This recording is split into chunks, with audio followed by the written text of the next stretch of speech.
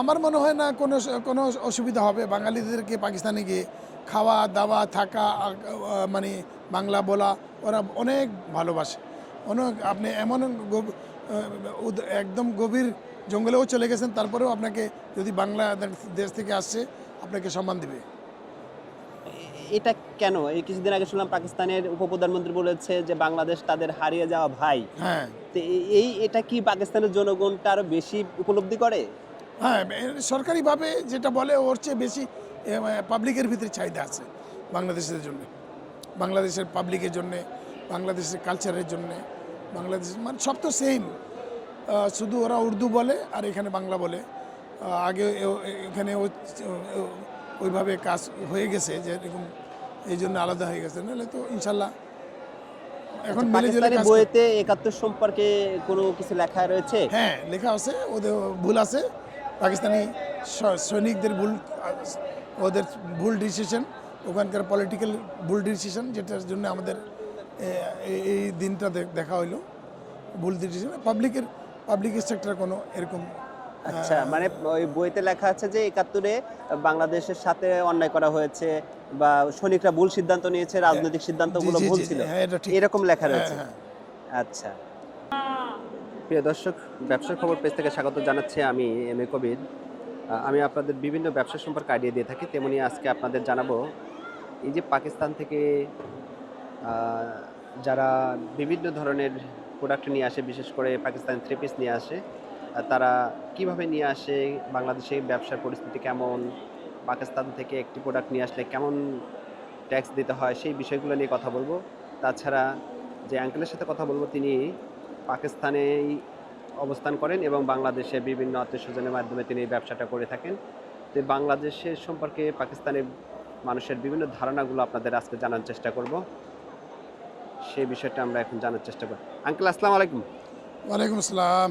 Uncle, আপনার নামটা বলে আপনার প্রতিষ্ঠানের ঠিকানাটা একটু বলবেন। Mohammad Manzoor Alam from Pakistan, Karachi. Company name is techno international. Okay. আমি প্রায় 30 বছর ধরে বাংলাদেশে মেলা করছি। জানুয়ারি মাসে চলে আসি, মার্চ মাসে যাই। এটাতে আমার ঢাকা, চিটাগং এগুলা সম্পন্ন হয় আর কি। তো অনেকবার লস করছি, অনেকবার লাভও করছি, কিন্তু আসি আমি, আমার আত্মীয় স্বজন এখানে আসে, এই জন্য দেখা করে যাই। কিন্তু ইন্টারন্যাশনাল মেলাতে যে আমার একটা ধারণা যে আমি পৃথিবীতে 14টা দেশে মেলা করি, তো ইন্টারন্যাশনাল মেলার যে আয়োজন, ওটার ভিতরে আমাদের ঢাকা মেলার ভিতরে অনেক কিছু ডিফারেন্ট আছে। যেমন ফরেনারদের কোনো আলাদা কোনো গেট নাই, তাদেরকে আসা যাওয়ার জন্য অনেক সমস্যা হয়, টিকিট নিতে হয়, লাইন দাঁড়াইতে হয়, একটা শপার আনলেও 2টা টিকিট আলাদা করে নিতে হয়। এগুলা ইন্টারন্যাশনাল এক্সিবিশনের ল না। ইন্টারন্যাশনাল এক্সিবিশন করতে হলে আপনার বিদেশিদেরকে বেশি আনতে হবে। এই যে মালগুলো আপনি দেখছেন এখানে এখানে নিউ মার্কেটে অ্যাভেলেবেল, তাহলে মানুষ এত দূরে কেন আসবে আর কেন এই মাল খরিদ করবে? রাইট। তো আপনি ইরান, পাকিস্তান, চায়না, তুর্কি, বিভিন্ন দেশ, বিভিন্ন অ্যাম্বাসেডারের মাধ্যমে আপনি ওদেরকে সুযোগ সুবিধা দেন, ওরা আসুক, তাহলে আপনার এই ইন্টারন্যাশনাল মেলা এরকম এই হল আরও আপনাকে 3টা করতে হবে। 4টা হল করলে ঢাকা মেলা জমবে। আর বিদেশিদেরকে আপনাকে সফট হ্যান্ডেল করতে হবে এবং অনেক সুযোগ সুবিধা দিতে হবে। এখন আমরা যে কষ্ট করে মেলা করি, অনেক কষ্ট হয়, আসা যাওয়া থাকা, তারপরে আপনার গেটে লাইন ধরে টিকিট নেওয়া। আজকে মেলার 12 দিন চলে গেছে, আজকে পাস পেয়েছি। তো এটা তো কোনো সিস্টেম হলো না ইন্টারন্যাশনাল মেলার। আরও একটু ভালো সুন্দর ব্যবস্থা করতে হবে, সুন্দর আয়োজন করতে হবে। ইন্টারন্যাশনাল মানে ইন্টারন্যাশনাল। আপনি চায়নাতে যায় দেখেন, দিল্লিতে যায় দেখেন, পাকিস্তানে আসেন, আমরা আপনাকে বুঝিয়ে দেব যে ইন্টারন্যাশনাল এক্সিবিশন কারে বলে। আবার বাঙালিরা একবার গেছিল, আমার স্মরণ আছে, বাংলাদেশ থেকে অনেক কোম্পানি, তারা 3 দিনের মেলার ভিতরে আধা ঘন্টার ভিতরে মাল শেষ হয়ে গেছে পাকিস্তানে। মানে ওরা না জেনেও না বুঝেও নিছে কেন, মানে তারা আপ্যায়ন করছে, মানুষকে ভালোবাসা দিছে বাংলাদেশকে।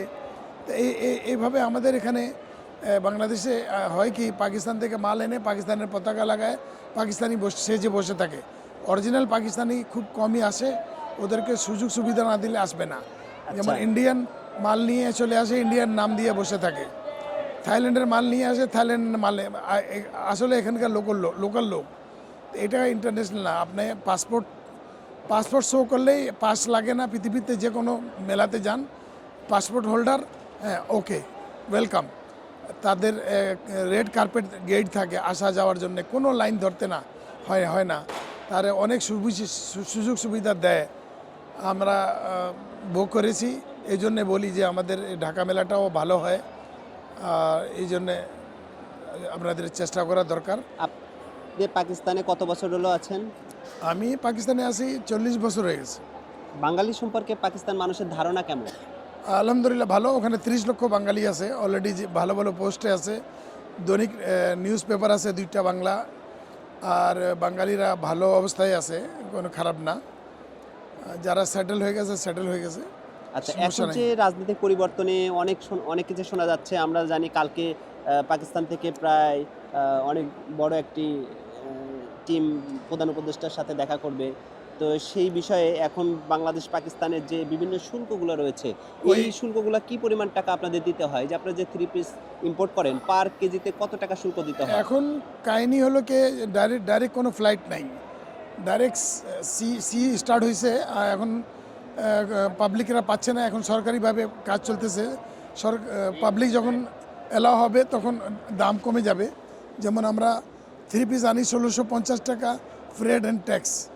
তো পাকিস্তানে যে কোনো জিনিস 5000 টাকা খরিদ করলে এখানে আসা পরে 2000 টাকায়, এবং 1600 টাকা ওটার সাথে এড করলে 4000 টাকা বেচতে হয়। এই জন্য একটু ডাইরেক্ট ফ্লাইট হলে এটা কমে যাবে ইনশাল্লাহ। এটা কমে প্রতি যাবে। কেজি এই আপনার একটা 3 পিস যদি 1 এক কেজি হয় কেজি হয় 1650 টাকা, ট্যাক্স দিতে ফ্রেড হবে। And tax, yes. আচ্ছা, তো এই জন্যে আগামীতে যদি ডাইরেক্ট চলাচল আপনার ফ্লাইট হয়, তাহলে আমাদের বাংলাদেশের লোকের জন্য সুবিধা হবে। কেন, এখান থেকে 1 টাকা নিয়ে গেলে ওখানে 2.5 টাকা পাওয়া যায়। তো তবে এখান থেকে যে আপনি চিকিৎসা করতে পারবে, ভ্রমণ করতে পারবে, অনেক দেখার জায়গা আছে পাকিস্তানে। আর পাকিস্তান থেকে অনেক লোক আসবে এখানে ভ্রমণের জন্যে, কক্সবাজার বা বিভিন্ন জায়গায় যাবে। তাদেরকে একটু সুযোগ সুবিধা দিতে হবে। আমি ভিসার জন্য আমরা অনেক হয়রান হয়েছি। এবার আগামীতে যদি ভালো হয়, ভিসার প্রবলেম না হয়, তো লোকজন আসবে। আর এই যে আমার ভিসার একটা ছিল, সেকশন ছিল, ইনকোয়ারি সেকশন, এটা শেষ করছে বাংলাদেশ সরকার। এটা ভালো হয়েছে। পাকিস্তান সরকারও এখন ভিসা 24 ঘন্টার ভিতরে দিচ্ছে। 24 ঘন্টার মধ্যে বাংলাদেশিদের ভিসা ভিসা দিচ্ছে। দিচ্ছে। এবং এই যে পাকিস্তানে ঘোরার মতো কি কি জায়গা আছে? অনেক জায়গা মানে এই যে বাঙালির যে ইন্ডিয়াতে ঘুরতে যায়, সেই ক্ষেত্রে পাকিস্তানে ঘুরলে তারা কি কি দেখতে পাবে একটু অনেক বলবেন? কিছু দেখতে পারবে। সবচেয়ে বড় জায়গা হলো কাশ্মীর, আজাদ কাশ্মীর। এটা ইন্ডিয়ান জম্মু কাশ্মীর থেকে অনেক সুন্দর। তারপরে গিলগিল বালকিস্তান, তারপরে আচ্ছা, আরো বিখ্যাত খাবার কি কি রয়েছে? বিখ্যাত খাবারের ভিতরে আমাদের ওখানে প্রধান খাওয়া হলো আপনার রুটি, মাংস, ভেড়ার মাংস আগুনে পুড়ে ওগুলো খায়। ডাল, বুটের ডাল, ওটা মানে দেশি ঘি দিয়ে রাঁধে। আছে খাবার তো অনেক আছে। মানে বাংলাদেশিরা যে গেলে খাবার কোনো অসুবিধা হবে না। আচ্ছা, দুপুরবেলা ভাতও পাওয়া যায়। 71 সালের সম্পর্কে তাদের ধারণা কি সেই সময়? 71 সালের যা হয়েছে ওটা তো পাবলিক জড়িত না, ওটা তো সম্পূর্ণ সৈনিকরা কাজ করে গেছে। পাবলিক এখনও অনেক টান আছে। এখানে কোনো বিপদ হলে প্রথম বিমান মনে পাকিস্তান থেকেই নামবে সাহায্য নিয়ে। ওখানকার পাবলিক অনেক মহব্বত করে বাংলাদেশকে লোককে, এবং বাংলাদেশে অনেক পাবলিক আছে যারা পাকিস্তান থেকে লাইক করে। এটা সরকারিভাবে এটা মানে একটা ষড়যন্ত্র, ওর পিছনেও কিছু ষড়যন্ত্র ছিল যেগুলো হয়েছে। যাক, ওটা আচ্ছা, আমরা আপনি যাব না। বলছিলেন যে বাংলাদেশ বিপদে পড়লে প্রথম পাকিস্তানি মানে বিমানই বাংলাদেশে ঢুকবে বাংলাদেশকে সাহায্য করার জন্য। ইনশাল্লাহ মানে ইনশাল্লাহ। আপনি 40 বছরের থেকে এটা কেন মনে হলো? মানে ওদের সাথে চলে আপনার এইটা মনে হয়েছে যে জি জি জি জি জি আমি দেখছি এখানে কোনো বিপদ হলেও ওরা অনেক কষ্ট পায়। এই যে বন্যা আসছিল, এটাতে পাকিস্তানের লোক আসছিল, ওরা কিছু সাহায্য করছিল, ওরা করে। আর বাংলাদেশের জন্য, অন্য কোনো দেশের জন্য করুক বা না করুক, বাংলাদেশের জন্য ওখানকার পাবলিকে অনেক টান আছে, মহব্বত আছে। মুসলিম হিসাবে আমাদের খাওয়া দাওয়া, আমাদের থাকা উঠা, কাপড় সবই আমাদের। তারপরেও আমরা মনে করি যে ব্যবসা করতে আসছি বা ব্যবসা করে যাব, সবার সাথে দেখা করে যাব। বছরের 2-3 মাস আমি এখানে থাকি, ফ্যামিলিকে নিয়ে আসি। আমার অনেক আত্মীয় স্বজন আছে, সবার সাথে দেখা করে যাই। আমার জন্ম চিটাগাং, চিটাগাংয়ে আমি অনেক কাজ করি, চিটাগাং মেলাতে কাজ করি, মেলা করি। আচ্ছা, এই আর কি। আপনি বলছিলেন পাকিস্তান থেকে কি কি পণ্য বাংলাদেশে মানে নিয়ে আসার সুযোগ আমার রয়েছে, কোন আমার মনে হয় সেক্টরগুলো? 100 থেকে 100-এর ভিতরে 70% মাল বাংলাদেশে আসে পাকিস্তান থেকে। অনেক অনেক ধরনের মালই আসে পাকিস্তানে, কিন্তু এখান থেকে মাল যেটা যায় ওটা মনে হয় 30%, একটু কম। এখান থেকে যে যাওয়ারটা ইয়ে বাড়াইতে হবে, তাদেরকে প্রচার করতে হবে, বাংলাদেশে মার্কেট করতে হবে, পাকিস্তানে মার্কেট করতে হবে, বাংলাদেশি পণ্য মনে হয় আরও বাড়বে এক্সপোর্ট। তারা কি বাঙালিরা কি ওই দেশের ডিফেন্স সেক্টর থেকে হ্যাঁ, শুরু আছে। করে গভর্নমেন্টের বিভিন্ন সেক্টরে চাকরির সুযোগ পায়? হ্যাঁ, পায়। কমিশনারও আছে বাঙালি, আমাদের এলাকার বাঙালি কমিশনার। আর পুলিশে বলেন, আর যে কোনো সেক্টরে ওরা কোনো বিভাগ বাদ নাই।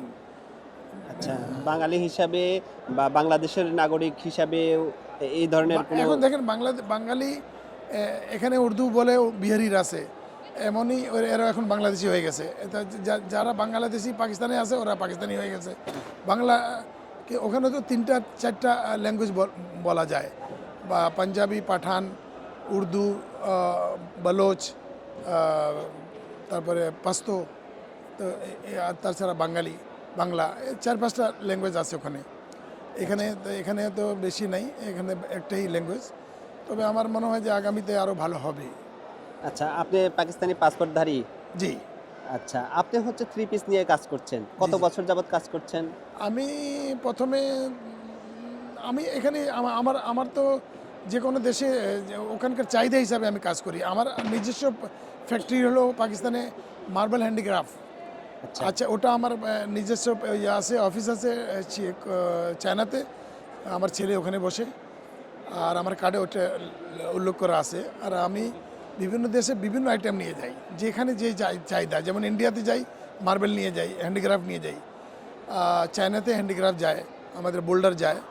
এখানে আগে চিটাগাংয়ে খাওয়ার দোকান করছি, অনেক অনেক 10-12 বছর খাওয়ার দোকান ছিল মঞ্জু খান নামে, অনেক ফেমাস।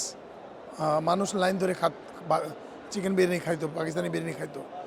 এখন একটু ওখানে বেশি রেস্টুরেন্ট হওয়াতে এবার 2 বছর আগে ট্রাই করছিলাম, এত ভালো চাহিদা নাই, এই জন্য কাপড়ের নামছি আর কি। আচ্ছা। তা আপনার কাছে ইনশাআল্লাহ পাকিস্তানি অথেন্টিক মানে পাকিস্তানি পোশাকগুলো পাওয়া যায়। সর্বনিম্ন কত থেকে সর্বোচ্চ কত প্রাইসের 3 পিস পাওয়া আমাদের যায়? এখানে 2000 থেকে 10,000 12,000 টাকা আছে। এমনকি আমি তো ওই পোশাকগুলো আনিনি, যেটা এখানে 35-50 হাজার টাকা দামিও আছে। দামেরও 3 পিস জি। আপনার পাকিস্তানেতে আছে, সেগুলো আনেননি? পাকিস্তানের 3 পিসের উপরে দুর্বলতা আছে বাংলাদেশে, এবং শুধু দুর্বলতা বাংলাদেশের না, বাট মনে হয় আমি তো যেখানে মাল প্যাক করাইছিলাম ওখানে হাজার হাজার বান্ডেল দেখলাম ইন্ডিয়া যাচ্ছে মাল, এবং ওই আমেরিকা, ইংল্যান্ড, বিভিন্ন দেশে মাল যায় পাকিস্তান থেকে। পাকিস্তানিরা এখন কাপড়ের ভিতরে একটু উন্নত মানের কাজ করছে তারা।